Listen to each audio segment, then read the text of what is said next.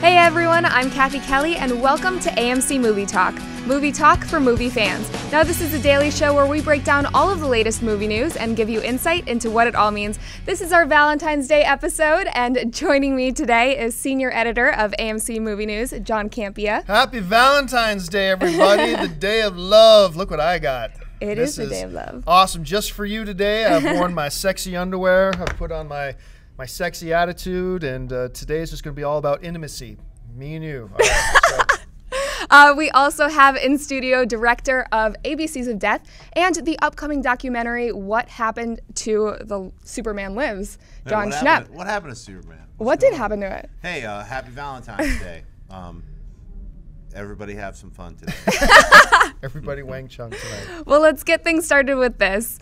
As we all know, Star Trek director J.J. Abrams is ramping up to direct a new Star Wars movie, Star Wars Episode 7. When his name first came up, some people expressed a little concern about the church and state violation of having a Star Trek director also direct a Star Wars movie. Apparently, one of those people is Star Trek icon William Shatner, who played the original Captain Kirk. In a recent interview with Joel Amos, a regular guest here on AMC Movie Talk, Shatner said that JJ is being a pig for hogging both Star Trek and Star Wars.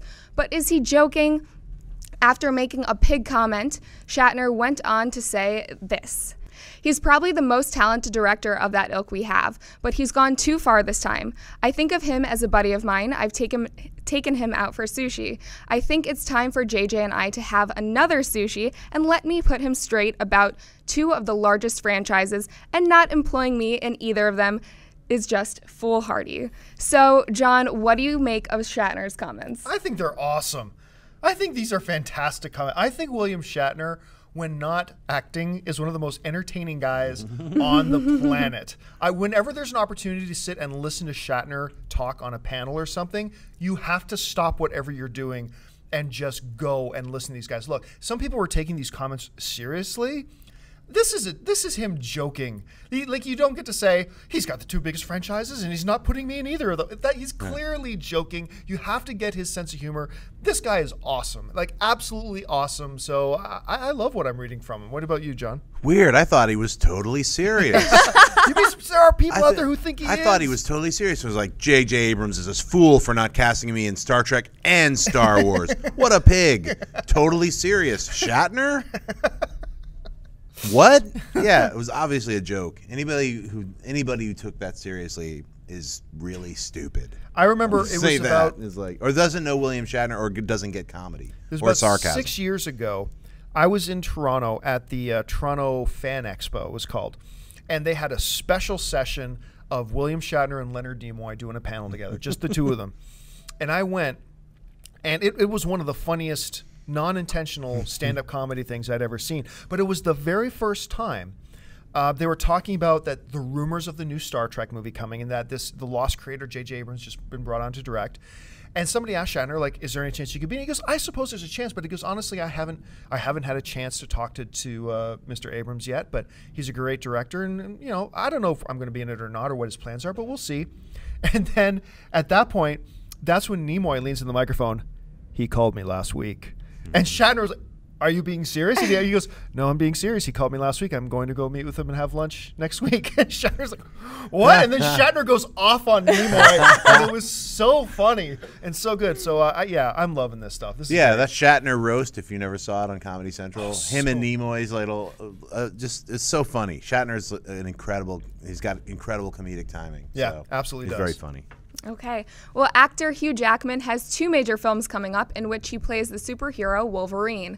This July, he'll appear in The Wolverine, and next July, he'll appear in XMen Days of Future Past. When asked about Days of Future Past, Jackman said that once they told him the story and that he'd be reuniting with many of the original X-Men cast, quote, there was no way I was not going to be a part of that. However, in the same interview, Jackman stressed that after Days of Future Past, he is not committed to appear as Wolverine in any more films. So Schnepp, if you're Fox Studios president, do you recast Wolverine, not include the character in future movies, or what do you do?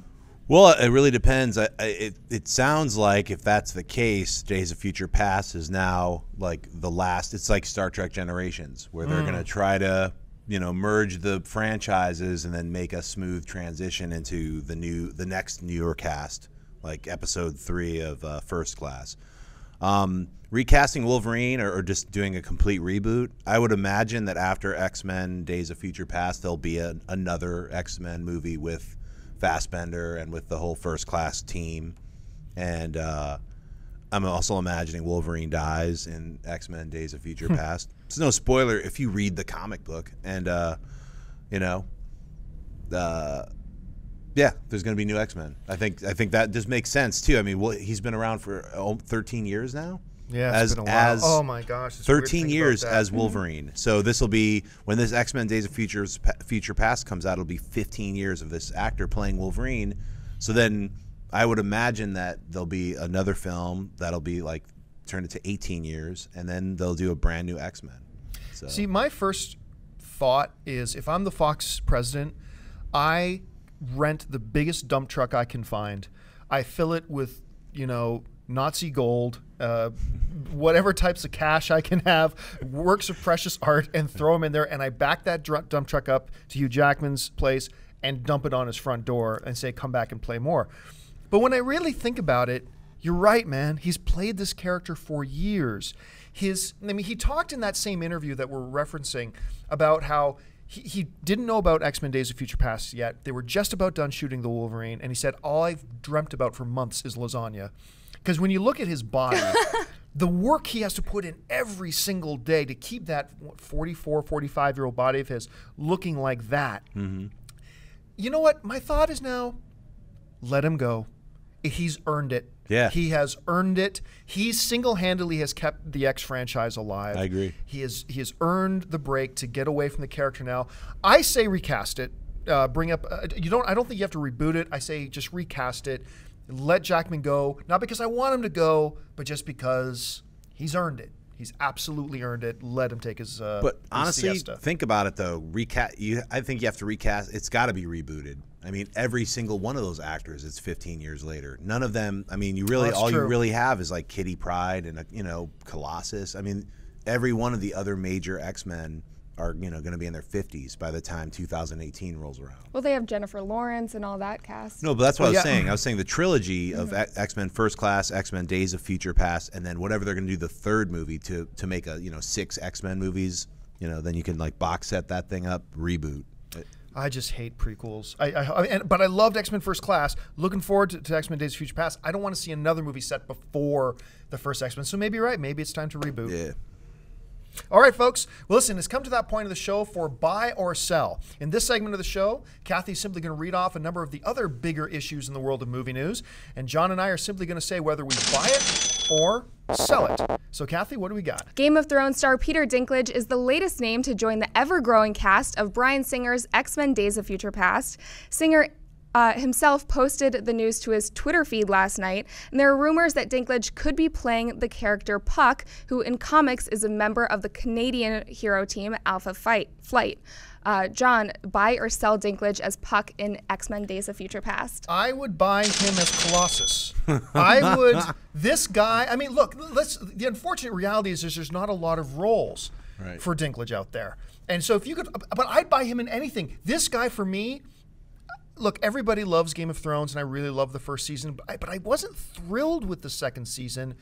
The reason I kept watching it all the way through to the end was him. His performance in that blows my mind. Whenever he's on screen, my eyes are glued to the television. He's just so good at what he does. Puck is an interesting character. Alpha Flight is a great, actually in the comics, they're a great comic. Puck is an interesting character, so yeah, I buy it. I absolutely buy it. Yeah, I'd buy it too. Dinklage, I'd rather him play MODOK in the Iron Man series. He would be the best face of MODOK, period. I hadn't thought of that. But yeah, he's an incredible actor. I've thought he was amazing since I saw him in The Station Agent. He's a great actor, and I loved Game of Thrones season 2. I mean, those green flame battle sequence at the end. That episode was great. Yeah, that was a great episode. So yeah, Dinklage can do no wrong. So, and I agree that he shouldn't be held back by his size. He can play any character, and maybe that's what he's gonna do. Like Singer was like, I'm gonna have this CG character, and then maybe they're gonna, have Dinklage play him, and maybe he's like 12 feet tall. Who knows? Okay, next up on Buy or Sell, Zombieland and Gangster Squad director Ruben Fleischer has been confirmed as the director for the film Spy Hunter. The film will be based on Midway Games' popular arcade game of the 1980s, and at one point had John Woo attached to direct and Dwayne "The Rock" Johnson to star. Schnepp, buy or sell a Spy Hunter movie with Fleischer directing? I say buy, simply because why not? I mean, I played Spy Hunter, the old game, and whether The Rock is in it or not, I mean, most video game adaptations need a lot of help. There aren't that many, maybe like a couple that I can list off on my fingers that are great out of the 30 or 40 that have been made. So I say, yeah, Ruben Fleischer did a great job with Zombieland. Why not? I'm going to sell this. Had I not seen Gangster Squad, I would have been, yeah, buy it anyway. But I always get apprehensive about these movies that have been sitting in development hell for like 5, 6, 7 years. They've been trying to get this going. They had John Woo on. They had another director on after John Woo, whose name is eluding me right now. They had Dwayne "The Rock" Johnson on it, then off it, then on it, and now apparently off it again. So just because of all that put together, I'm going to sell it. Okay. There are confirmed reports that this week, The Amazing Spider-Man 2 has been shooting a large scene in a New York cemetery with an open casting call for men and women ages 18 to 70 to portray friends and family of mourning at a funeral/wake. We know from the comics that at some point Peter Parker's girlfriend Gwen Stacy dies, and he later falls in love with Mary Jane Watson, who he later marries. Knowing that, Shailene Woodley has been cast in the film as Mary Jane. John, buy or sell that this funeral scene that they're shooting is Gwen Stacy's? I buy it. Especially if they're good. They appear to be making it a big funeral scene, which to me says somewhat of a significant character. So, previously I didn't know. Ultimately, we know Gwen Stacy dies. I didn't know if it would be in this particular film, or maybe they'd wait till The Amazing Spider-Man 3 to do it. But I am buying that this is Gwen Stacy's funeral and she dies in this film. I don't want to buy it. I don't know. It's like can I sell and not buy it or whatever? I just think it's like, I mean, it's weird when you read the comic books and a character that has been in the comics from the beginning and then their issue 60 dies. That's traumatic, and you're like, I didn't see that coming. With a movie, it's sort of like he just started dating her, and then her dad dies. So in this movie, you're going to introduce Electro and have the Rhino and have Harry Osborn's kid, and Gwen Stacy and him are dating, and then she dies in 2 hours. It's a tall order. It's I mean, look, I was blown away by The Amazing Spider-Man. I thought it was really fun and great and an awesome way to reboot the character, which at first I didn't want to see it, and when I finally saw it, I was really happy with it. So, if they can do it, I think they'll be able to do it. I just don't want it to be that. I don't want it to happen. But is it a buy or sell? Do you believe it's her funeral? I buy it, unfortunately. All right. Brad Bird has directed such films as Pixar's The Incredibles and the most recent Mission Impossible movie. His next film is titled Tomorrowland and will star George Clooney. Not much is being revealed about the film, but it is being described as in the vein of Close Encounters of the Third Kind, Steven Spielberg's 1978 movie about a man searching for extraterrestrials on Earth. It is now being reported that House MD star Hugh Laurie is set to be the villain in the movie. So, Schnepp, buy or sell Laurie as Tomorrowland's bad guy? I say sell the idea that he's playing a villain in a science fiction film called Tomorrowland. I say buy that he's playing like a bad dude that Disney has to battle over land rights. I don't think it has anything to do with science fiction. I think it's about the creation of Disneyland. So whatever people's speculation is that Hugh Laurie is like some kind of crazy alien who's going to operate on you and then take drugs. I don't know I feel like I'm on drugs reading that or hearing that. So. Yeah, well, the name, I'm going to buy this. And the reason I'm going to buy this is because I love taking these actors who we are not used to seeing as either good guys or bad guys. I mean, we've always seen Hugh Laurie as the protagonist. And I love the idea. It kind of reminds me of, who was the lead guy in 30 Rock, Third Rock from the Sun? John Lithgow. John Lithgow. When we first saw John Lithgow in a movie as the villain, I think it might have been in that Sylvester Stallone movie, Cliffhanger. It might have been. I think it was Dr. Lazardo from Buckaroo Banzai. Okay, or it could have been that. But I remember the first time I saw him as a villain, I'm like, That's awesome. And I think I'll have the same feeling with Hugh Laurie as a villain. All right, folks. Well, listen, we move into the segment now that is backed by popular demand because you asked for it. Mailbag. If you want us to ask a question on air, you can email it to us at amcmovietalk@gmail.com, and we'll pick a couple every day. You guys have been flooding us with them, so every week or two we're going to have a special mailbag edition to kind of clear through them. But today we've got 2 pulled. Kathy's got them out. So, Kathy, what do we got in the mailbag? Yep. First up, Brandon King writes, "Hey guys, I've been watching AMC Movie Talk for a couple months now, and it seems pretty awesome. My question is whether or not there is a new info on Independence Day sequel. I loved the original, and I know it's being re-released in 3D soon, but I'm curious as to what they would do for the story. Also, I've heard that it's being divided into 2 parts. Is this a good idea?" Yeah, I mean, the director of the film said they're moving ahead and they're going to do them, and there's going to be 2. And the titles for them were pretty ridiculous, and I can't remember, it's like Independence Forever or something. Independence Forever, yeah. Independence Forever Part 1 and Independence Forever Part 2. But the big problem has been that Will Smith, the reports are that Will Smith wanted a lot to be in the film, not just monetarily, but I think he wanted big roles for his kids. He wanted a whole bunch of stuff, and the studio's not budging, from what we understand, the last I heard. And the director said, we're going to move ahead with this with or without Will. So they're coming. What's the story going to be? I'm guessing the aliens come back one way or the other. And so, but I got to tell you, with or without Smith, I'd rather see Smith in there. I'm kind of in a self-abusive kind of way looking forward to it. What about you, Schnapp? Didn't that come out in like 1993? Long time ago, man. Why make a sequel now? Just do a new movie. Why do you have to make Independence Forever and Independence Day anything? And it better be giant, is all I can say. It better be like an entire alien homeworld is coming towards Earth. Right. It has to be super giant and big. Well, another question, Enrique M. writes in, "Hey guys, I've been watching your show for about 4 months and I haven't missed one. So my question is, with 2 book adaptations recently released, Safe Haven and Beautiful Creatures, I want to know, what is your favorite book adaptation?"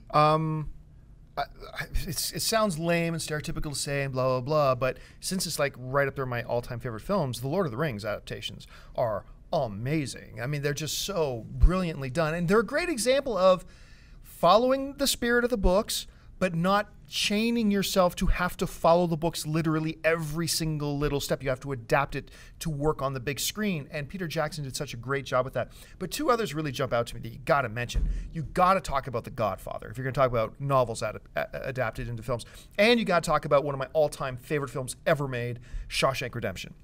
Such great adaptations. So, yeah, that's for me. What about you, Schnapp? My favorite is A Clockwork Orange. Yeah. Kubrick just walked around with the book from Burgess's book and just used that as the script. Most faithful adaptation period ever of a book to a movie. So that's it, and it's one of my favorite all-time movies. Well, listen, folks, we have run out of time, but before you do anything, stop what you're doing.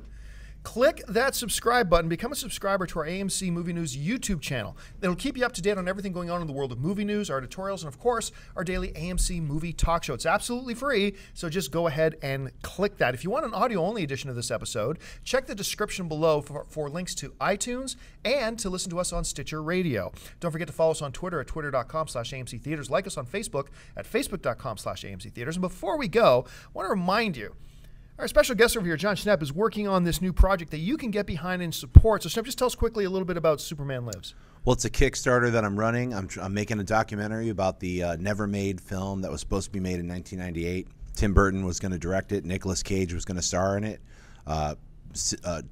Kevin Smith and Wesley Strick had both written scripts for it. Superman Lives, and I got kind of obsessed with it over the last few years, and was like, hey, I just want to make a documentary about it. So that's what I'm trying to do, and I'm going to be interviewing a lot of the different people who were involved in making it, talking to all the different artists who have an amazing amount of production design art.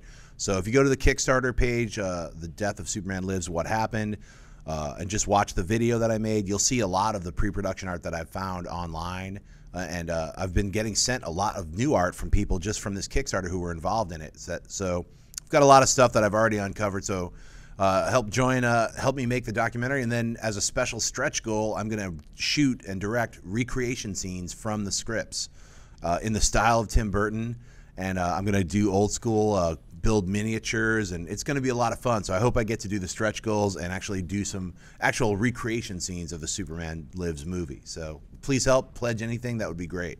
And you can find a link to that Kickstarter program in the show notes below. Check for it there. I want to thank, as always, our host today, Ms. Kathy Kelly. Thank you, Thanks Kathy. for having me. Once again, our guest, Mr. John Schnepp. Thank you. And remember, guys, the important part of the show is not what we have to say, because what we have to say is pretty much irrelevant. The important thing is what you have to say. Jump down to the comment section below and leave us your thoughts on any or all the topics we've discussed. Once again, thanks for joining us. My name is John Campia for AMC Movie News. Bye-bye.